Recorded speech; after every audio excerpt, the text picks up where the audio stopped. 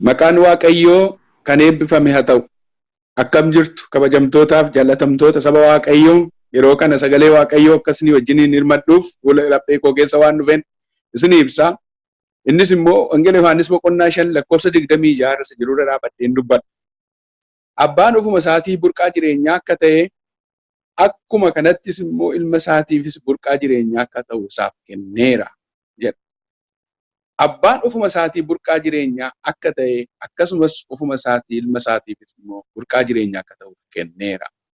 Burqaa jireenyaa. Hin kadhanna. Waaqayyo Abbaa hundumaa kan dandeessu teessoo kee isa amanamaa fi isa jaallatamaa irratti kan argamu. Bara baraan galanni fooqubaan siif haa ta'u. Amma yaa Gooftaa fuula kee duran jira. Burqaan jireenyaa maal akka ta'e kan hubachiiftu, saba si dhaggeeffatu, nama si hubachuu barbaaduuf maqaa Yesuusiif laphee isaa bantee akkatti dubbatu. Jaalala kee fedha kee haa ta'u. Anas na barsiisi. Yeroon kun kan kee haa ta'u. Maqaa jaallatamaa ilma kee Yesuusiin. Ameen. Obboloota koo Waaqayyootti kan jaallatamtan, ergaan kun ergaa cimaadha. Burqaa jireenyaa. Maal jechuudha burqaan jireenyaa? Waaqayyo burqaa jireenyaati. Burqaan jireenyaa, burqaan bishaan wal fakkaata.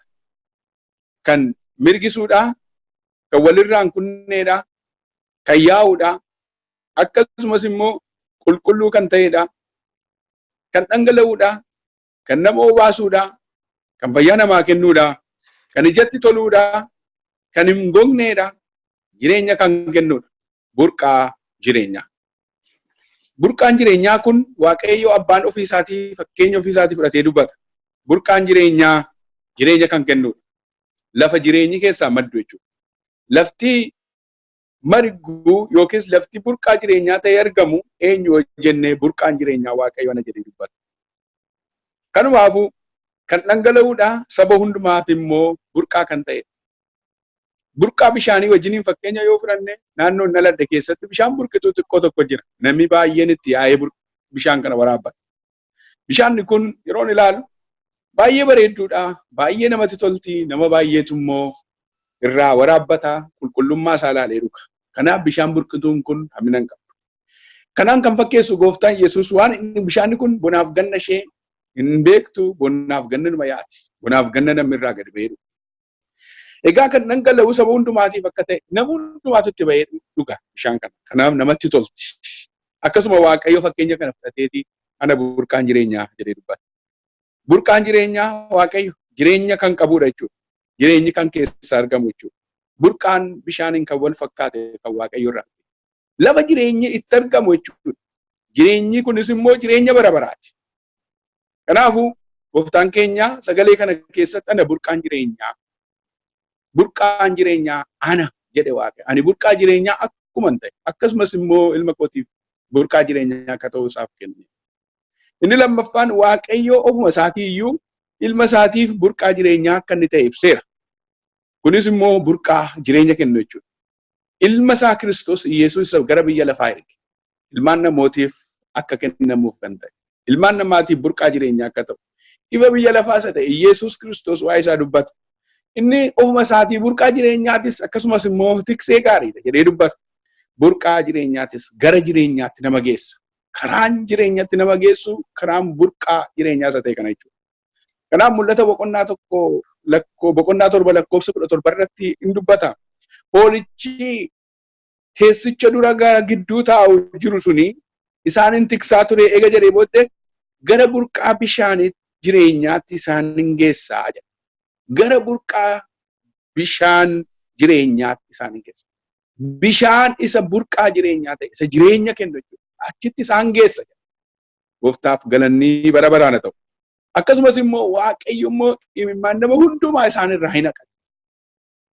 Gara burqaa jireenyaatti isaan hin geessa. Gara burqaa jireenyaatti geessu darbee immoo imimmaan nama hundumaa irraa hin haqa. Waa lama argan. Hoolichi ofuma isaatii tiksee mataa gaariidha. Inni lammataa immoo gara burqaa jireenyaatti isaan geessa. Inni sadaffaan immoo imimmaan nama hundumaarraa Waaqayyo hinima haqa jedha. Gadda namootaa Waaqayyo namarraa haqa. Imimmaan isaarraa haqa. Gooftaaf galanni bara baraan haa ta'u. Ameen jedha. Kanaaf burqaan jireenyaa kun tokko jireenya kan kennu jechuudha. Jireenya kan kennu namooti yeroo baay'ee buddeena duwwaadhaan jiraachuun jireenya waan kennutti fakkaata. Sagaleen Waaqayyoo namni buddeen duwwaan hin jiraatu dubbii afaan Waaqayyoo keessaa ba'e duwwaadhaan jiraata jedhee dubbata. Kanaaf Gooftaan keenya Yesuus Kiristoos Wangeela Yohaannis boqonnaa 6:35 irratti akkana jedha. Ana buddeenni jireenyaa gara koo kan dhufu hin beela'u. Kanaan anatti amanus immoo baruma baraan maal ta'uudha? Hin dheebotu jedha.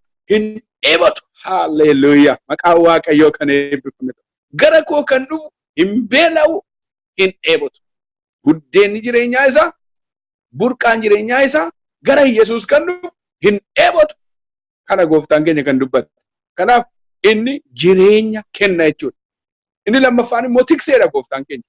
Tiksummaa isaatiin sagalicha keessatti akkuma sila dubbanne ergaa Yohaannis mul'ata Yohaannis boqonnaa 7:17 irratti oolichi inni giddu galeessa ta'e isaaniin tiksaa jedha. Yakkaa isaanii irraa isaan eega. Dhibee irraa isaan eega. Cubbuu irraa isaan eega. Seexana irraa isaan eega. Fayyina isaaniif kenna. Maqaan Waaqayyoo kan eebbifamu. Tiksee gaarii. Inni lammaffaan kutaama kana keessatti kiraanu inni boqonnaa kenna. Inni tikseen gaarii kun eenyu inni burqaa jireenyaa ta'e kun inni maali? Waaqayyo inni maal kenna? Boqonnaa hin kennu. Kanaaf iyyuu faarsaa macaafa faarfannaa boqonnaa 23 lakkoofsa 2 irra dhannee ilaalle 23 lakkoofsa 2 irratti argachuu dandeessu. Inni maal jedha? Gara marga lalisaatti isaan hin geessaa jedha. Lalisaatti isaan hin geessa. Akka inni boqotu sin godha jedha. Hin boqotan gara lagasaa gara aara galfiitti isaan hin geessa. Boqonnaa hin kennaaf gara lafa aara galfii qabu. Eenyu inni burqaa jireenyaa ta'e? Eenyu inni boqonnaa kennu kun? Eenyu Waaqayyo inni ofii isaatii burqaa jireenyaa ta'e kun maal godha? Gara laga lafa boqonnaa kennuutti isaan hin geessa. Maqaan Waaqayyoo kan eebbifame ta'u. Ameen jedhama. Kanaaf gara laga aara galfii. Laga aara galfii jechuun iddoo boqonnaa jechuudha. Bakka dheebuu ba'an jechuudha. Lafa marga lalisaati. Tiksee gaaniin yeroo baay'ee hoolota isaa lafa inni dheeksisu iddoo gaarii dheechisa. Sababni isaa lafa margi jiru, lafa bishaanni jiru, lafa seen nyaattee gabbattu hin dheechisa. Inni achi quuftee hoolonni yookiin sa'oonni isaa wajjin galu. Kanaaf iyyuu Waaqayyo abbaan hoolota isaa lafa inni tiksisu eenyaa? Iddoo marga lalisaa keessa hin dheechisa. Kanaaf kana duwwaa miti boqonnaan kennaafi lammata immoo akka dheebuu baasutti dubbata. Inni sadaffaan immoo sagalee kana keessatti akkuma argannu inni dheebuun baasaa jedha afaan keenya dheebuun baasa. Biyya lafaa kana keessaa kan dheebuu nama baasu baay'een hin jiru. Namni tarii waan dheebuu saba baasu barbaachaaf karaa dheeraa deemu. Wanti dheebuu nama baasu biyya lafaa kana keessaa deddeebinee inuma barbaadna namni dheebotee deebi'ee Waaqayyo abbaan dubbii sagalee isaatiin dheebuu nama baasa. Kanaaf akka jedha. Waan dheebuu baasu tokkicha fayyisaa keenya Yesuus Kiristoos ta'e duwwaa sagaleen Waaqayyo dubbata. Innis immoo burqaa jireenyaati. Kanaaf keessaa kan waraabamee hin dhumne, kan hin gogne, madda aara galfii isa ta'e Gooftaa keenya Yesuus Kiristoos ta'uusaa sagaleen Waaqayyo irra deebi'ee dubbata. Anadha burqaan jireenyaa jedha Gooftaan kun. Ana burqaan jireenyaa. Bishaan inni hin cinne, inni walirraa hin cinne, inni namaaf ta'u, inni namni hundumtuu dhugeetti gammaduu danda'u, inni tola namaaf kenname ana burqaan jireenyaa. Kana natti dhuguyyuu jedha Gooftaan bara baraan hin dheebotudha abbaan koo galanni Waaqayyo. Kottaa gara burqaa jireenyaa kana. Inni shanaffaan immoo inni baruma baraanii hin dhumu. Inni bara baraan namni isatti dhugu immoo hin dheebotu. Haalleluuyaa. Namni isatti dhugu hin dheebotu. Mana isaa dheebuun hin galu, jireenya isaa dheebuun hin galu, lubbuu isaatti dheebuun hin galu. Dubartittii Samaariyaa sana walii wajjin yaadannu Wangeela Yohaannis boqonnaa 4 lakkoofsa 14 irratti barreeffamee jiru. Dubartittiidhaan Gooftaan keenya Yesuus Kiristoos itti siqee si haasofsiise. Kana natti dhuguu hin dheebotu jedhe Gooftaan. Bara baraan iyyuu inni hin dheebotu jedhe. Dubartittiin gaaffii baay'ee dhiyeessitu iyyuu malee kan anatti dhugu bara baraan hin dheebotu. Haalleluuyaa. Kan Yesuusitti dhugu bara baraan hin dheebotu. Hin gogus, manni isaas hin gogu, jireenyi isaas hin gogu. Kanaaf Gooftaan keenya Yesuus Kiristoos madda aara galfiiti. Inni burqaa bishaan isa jiraatu isa bara baraan burqaa jireenyaa bara baraasa ta'e. Kanaaf burqaa bishaan lafarraa hin goga. burqaan bishaan waaqa keessaa namaaf kennamu inni Yesuus Kiristoos nuuf kenname hin gogu kan kee hin gogu ameen burqaan kee hin gogu Yesuus inni siif kennu inni si obaasu jalaa hin gogu nama amanuuf hin ta'a ameen inni jaaffaan immoo inni burqaa dhugaan ta'uu isaa wangeela Yohaannis boqonnaa 7 lakkoofsa 37 yoo dubbifanne namni dheebotee yoo jiraatee gara koo dhugu namni dheebote yoo jiraate gara koo haa dhufu natti haa dhugu tola haa dhugu gatii baasu hin jenne saantima kaffal hin jenne gatii baasu hin jenne gatii malee akkasuma tola haa dhugu akkasuma tola natti haa dhugu haa jiraatu jedhe gooftaan galanni waaqayyoo fate namni bishaan dhugu bishaanni qaama keenya keessaa iddoo 3 qabatee jiraatu keessaa kanaaf bishaan malee jiraachuun hin danda'amu nyaata malee jiraachuun yeroo dheeraa jiraachuun bishaan malee jiraachuun namni hin danda'amu garuu bishaan isa sana miti gooftaan koo kan jiraatu dubbii isa jireenya ta'e isa jireenya bara baraa kennu isa kanatti kan dhugu inni haleluya gooftaaf galanni bara baraa maqaan waaqayyoo kan eebbifame haleluya kanaaf gooftaan akka jedhe namni anatti amanu akkuma kana haa dhugu jedhe namni anatti amanu yes dubbiin isuma kana amananii irraa dhuguudha tola jechuudha amananii moo wajjin deemanii fudhachuudha amananii dhuma mo'uudha jechuudha amananii dhuma argachuudha jechuudha dubbiin koo tokkoof tokko walitti hidhuudhaan lama ta'uu isa duwwaa miti dubbiin gooftaa Yesuus Kiristoos amananii deemanii argachuu jechuudha kana duwwaa miti moo yaa'aan bishaanii isa keessaa yaadda gooftaa Yesuus dubbii jireenyaatu isa keessa namni anatti dhugu inni jireenya qaba inni jireenya dhugaa qaba isa keessaa kan dhugu ni dheebotu haleluya gooftaaf galanni bara bara kanaaf yaa bishaanii kanarraa kan dhugu gara isaa kan dhufu burqaa hin dhumne jireenya isaa keessa hiyyaa burqaa hin dhumne waaqayyo gooftaa biraa argata gooftaaf galannaa ta'u gara burqaa jireenyaa kanatti fiignu kanaaf inni torbaffaan immoo inni jiraataadha gooftaa hubachuudha gooftichi jiraataadha yeroo hundaa immoo maal godha nama geggeessa jireenya isaarraan jiraachuu isaarraan kan gad hin geggeessa iddoo aara galfiitiin nama ga'a waan gaarii namaa yaada jireenya namaa ja'a bultii namaa ja'a fayyaa namaa eega haleluya inni ofuma isaatii jiraataa maqaan waaqayyoo kan eebbifamee ta'u kanaaf Isaayaas boqonnaa 58 lakkoofsa 11 irratti akkuma beeknu ani waaqayyo yeroo hundaa isin nan geggeessa jedhe waaqayyo abbaan yeroo hundumaa an maal isin nan geggeessa geggeessuu duwwaa miti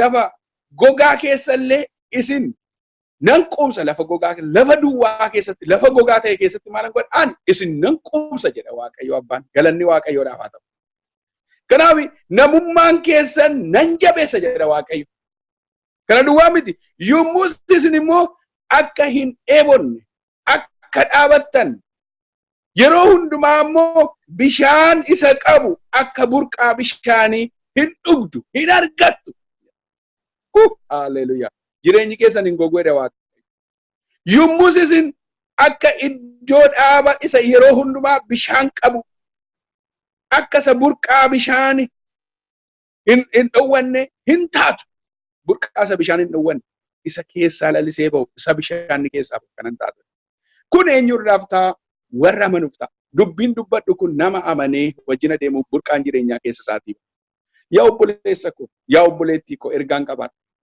jireenya biyya lafaa nama hundumtuu hin jiraatu nama hundumtuu wajjin gugusna wajjinumaan fiina wajjinumaan hojjenna garuu burqaa jireenyaa isa ta'e addaan baafnee beennee irraa laata burqaan jireenyaa tokkicha isa duwwaadha warri isatti dhugan bara jireenya isaanii hin dheebotan warri isaa wajjin adeeman bara jireenya isaanii hin kassaran warri isa qaban bara jireenya isaanii hin dhaban warri gooftaa Yesuus Kiristoos jireenya isaanii godhatanii hin badan kanaaf ergaa torban kana isinitti hime kana fudhadhaatii mee gara burqaa jireenyaa kana kottaa irraa dhugaa wajjiniin adun wajjiniin agal warri isatti dhugan hin dheebotanii hin goganii lafa lalisaa keessan adeemu jireenyi isaanii lalisaa manni isaanii lalisaa bultiin isaanii lalisaa ijoolleen isaanii lalisu barri isaanii lalisaa fayyaan isaanii eegama waaqayyo ulfinaa gara ulfinaatti isaan dabarsa gara maqaa waaqayyoo kan eebbifame ta'u kottaan wajjin waaqayyoon kadhadhaa gara aara galfii kanatti wajjin adeemu maqaan isaa kan eebbifame ta'u hin kadhanna walii wajjin lafa jiraanne Waaqayyo gooftaan akkuma nuti dubbatetti akka jiraannu ayyaana isaa keessatti nu haa eegu. Yaa Waaqayyo guddaan si galateeffadha. Har'a burqaa jireenyaa isa taate. Ilma kee Yesuus Kiristoosiin addaan baaftee waan nu laatteef. Gara biyya lafaa kana dhufee anaaf obboloota kootiif aarsaa akka ta'u waan gooteef. Karaa burqaa jireenyaa kana immoo jireenya akka argannu waan gooteef. Galanni guddaan siif. Isatti amanuudhaan jireenya bara baraa akka dhaalluuf nu waamte. Aniif obboloonni koo bakka jirru hundumaa teenye dubbii kana dhageenya akkatti jiraannuuf yaa Waaqayyo nu gargaara. Ayyaana kee nu baay'isi. Yaa Waaqayyo hundumtuu ansi nu baasa. Hundumtuu ansin geggeessa jedhee dubbata. Garuu geggeessaan keenya si duwwaa. Ayyaana qabeessa koo abbaa koo araaraaf ayyaana keetiin nu mul'ata. Mara tokkoon tokkotti tolti. Obboleessa koo obboleettii koo eebbisi. Maqaa Yesuus Kiristoos. Ayyaana kee keessatti isaan qabi. Gara burqaa jireenyaatti isaan waami. Bara jireenya isaanii sirra haa dhugan. Bara jireenya isaanii sitti haa gammadan. Akkuma dubartii Samaariyaa sana gadi ba'anii waa'ee kee haa dubbatan. Ilaasa dhimma koo dubbate, isa rakkoo koo dubbate, isa fayyaa naa kenne kana kottaa ilaalaa jedhan. Yaa gooftaa aara galfiidha. Madda aara galfiiti. Warri sitti dhugan hin dheebotani. Warri si wajjin adeeman hin kassarani. Warri si qaban hin dhaban. Haleluuyaa. Maqaa gooftaa Yesuus Kiristoos nama dhaga'u kana hundumaaf akka raawwatu yaala kee fedha kee ta'u. Waan na dhageesseef guddaan si galateeffadha. Yeroo iddoon alaatteef ulfaadha. Maqaan kee bara hamma bara baraatti haa eebbifamu. Maqaa Kiristoos Yesuus jaallatama. Ameen. Waaqayyo si haa eebbisu.